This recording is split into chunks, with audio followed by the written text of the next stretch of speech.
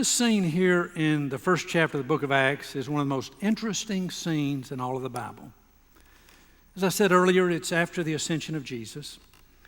The 11 apostles, Mary, the mother of Jesus, the brother of Jesus, and many other followers of Jesus have returned to Jerusalem. And once they get to Jerusalem, they go to the upper room where they've been staying. They spend some time in prayer. And then Peter stands up and he says to them, now we have to select someone to replace Judas. That person must have been with Jesus from the beginning of his ministry until the end of his ministry, including the resurrection. So we must select someone to replace Judas, and that person must have been with Jesus from the beginning of his ministry all the way to the end of his ministry. And so they pray, and they nominate Justus and Matthias. And then they pray some more, and then they cast lots, and Matthias is chosen as the new 12th apostle, as the one to replace Judas. Never to be heard from again. In fact, in the Bible, you find no mention of Matthias prior to the first chapter of the book of Acts, and you find no mention of Matthias after the first chapter of the book of Acts. I call him the hidden or silent apostle. And it would seem on the surface that since Matthias is never mentioned again in the New Testament, that he would have little to offer us as followers of the Lord Jesus. Well, I differ with that. I want this morning to share with you some of the things I think we learn from the silent apostle. First of all, that we need to celebrate those who routinely, faithfully follow. We need to celebrate those who just routinely, faithfully follow. Now keep in mind, when Peter stood up, he said that person must have been with Jesus from the beginning of his ministry to the end of his ministry. That means that when Matthias was nominated, they knew, we know, that he was with Jesus when Jesus preached the Sermon on the Mount. That means he was with Jesus when Jesus miraculously fed the 5,000. That means he was with Jesus when Jesus entered into Jerusalem. It means he was with Jesus when Jesus was crucified. And it clearly means that he was with Jesus at the resurrection. And yet, never mentioned. Which tells you and me that without fanfare, without need of recognition, without need of commendation, Matthias just served. And we know he served or he wouldn't have been nominated. Of the 120 gathered there, only 2 were nominated, Justus and Matthias. And because Matthias was nominated, we know he served faithfully, without fanfare, without recognition. The ministry of Jesus Christ could not happen if there weren't people who are willing to serve faithfully, without fanfare, and without recognition. Right here in this church, there are servants like that. Every Sunday morning when you come into this congregation, you walk into doors where there are greeters. Long before anyone hears our music team or our choir, long before they hear one of the meaningful prayers from our liturgist, long before they hear me or whoever's preaching that morning preach, long before any of that happens, they walk in the doors of this church and they are met by someone who sends a message to them that we are a hospitable people. We don't know who's going to walk through those doors. Those greeters don't know who's going to walk through those doors. And yet the message they send every time, every Sunday morning, with a warm smile and a hand extended and holding the door open is, you're welcome in this place. They serve without fanfare, and they are hospitable witnesses for Jesus. I think you know that every Monday night we have visitors that go to the homes of those who visit us for the first time. My guess is you couldn't name but a few of them, if any.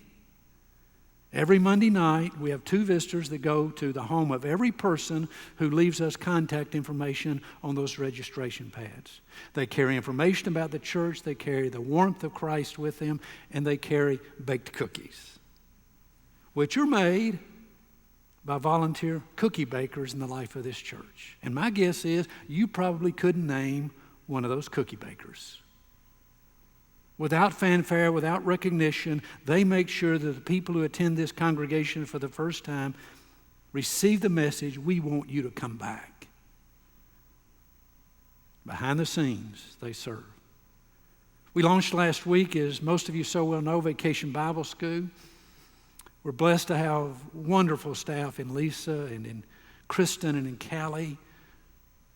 But they could not do this ministry called Vacation Bible School if there weren't countless people willing to serve behind the scenes and do the tedious task of Vacation Bible School. Joyful, but tedious. There will be over 300 children who by the end of this week, next Friday, will have been a part of Vacation Bible School. That means there are 60 youth and 50 volunteers who are part of enabling that to happen. None of them have asked for their names to be printed. None of them have asked for commendation badges. None of them have said, be sure that people know that I'm here. They've just done what needs to be done. Someone has said, and I really like this, that Matthias is the patron saint of stepping into the gap. You know what that means?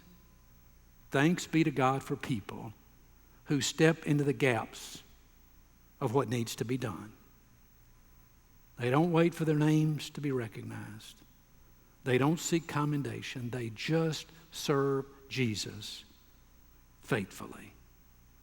Thanks be to God for people like that, like Matthias. Secondly, we recognize that little things make a difference. Little things make a difference. Now again, we don't know what Matthias did, but we know this. He would not have been nominated if he wasn't doing at least some little things for the kingdom through which God made a difference. He would not have been nominated if he weren't serving Christ, at least in little ways. I got an extraordinary email this week. One of those mind-blowing emails. It came from a person whom I've not seen in 27 years. Came from a man whom I had actually forgotten, who was at Broadmoor United Methodist Church in Shreveport, Louisiana, when I was executive minister there 27 years ago. And he wrote me to tell me that he wanted to thank me for a conversation that I had with he and his wife when I visited them after they had visited Broadmoor Church. They had checked on the pad that they wanted more information. And so when I went to visit this young couple, his name is Pete Bollinger, when I went to visit this young couple, as he writes in the email, they asked me, as recovering charismatics, what the Methodist Church had to offer. And he mentioned in that email that I shared with them that the Methodist Church is connected with all other traditions and the main essentials of Christianity, but that we let people work out their own faith journey prayerfully between them and God. There's room for disagreement, in other words, in the Methodist tradition. And he said to me, that conversation changed me. Here's what he said. That conversation turns out to have been a major positive shift for our family. 27 years ago. And he emails me. And he goes on to tell me that after that conversation, they joined Broadmoor United Methodist Church, which was after I left. That he felt a call into the ministry, and he is now serving full-time ministry there in Shreveport. And he ends the email with these words. So I want to take the opportunity to thank you for your conversation. 27 years ago. There's a chance that you're not the Richard Smith I'm remembering, but the chances are that you are the only Richard Smith that served at Broadmoor United Methodist Church for 3 years. So taking the risk, I want to say thank you for the part you have played in the life of my family and the eventual ministry that God has called me to. I have thought often about that conversation and even written about it. So I wanted to let you know how something as small as a conversation can set a host of things in motion. Now, if you don't think I was moved by that, I don't remember Pete Bollinger and his wife. I do give thanks to God for the opportunities you and I have to do little things for the kingdom through which God can make a difference in people's lives. And often we're not even aware what God is doing. I'm humbled by that email, naturally. Don't for one moment doubt that small act of kindness making a difference for the kingdom.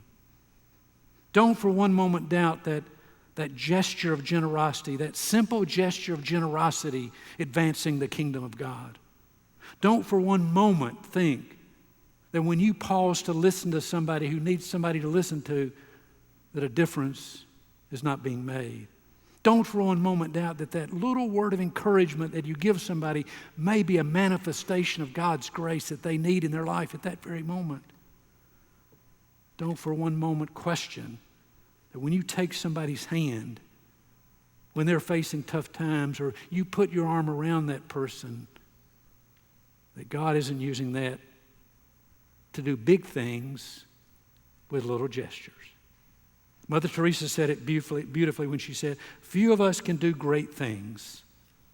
All of us can do little things with great love. And finally this, we can keep our promises. Matthias reminds us to keep our promises. We don't know when, we don't know where, but sometime before Jesus, right after Jesus launched his public ministry, Matthias came on board. He wasn't one of the 12. He was one of 120. And he made a promise to Jesus in that place on that day, wherever it was, whenever it was, that he would follow him to the end. And we know he kept his promise because he was nominated and elected. Are we keeping our promises? There's a compelling book written some years ago by Robertson McQuilkin about a journey with his wife Muriel. The title of the book is A Promise Kept. Life was good for Robertson and Muriel. Professionally, he was doing quite well. They had 6 children, a grandchild on the way. Life was just fantastic. And then one day at a social gathering, he noticed that his wife, Muriel, and she was in her early 50s at the time, began to repeat things. And he said to her at this social gathering, honey, you just said that. Oh, I did? Yeah, you just said that a moment ago.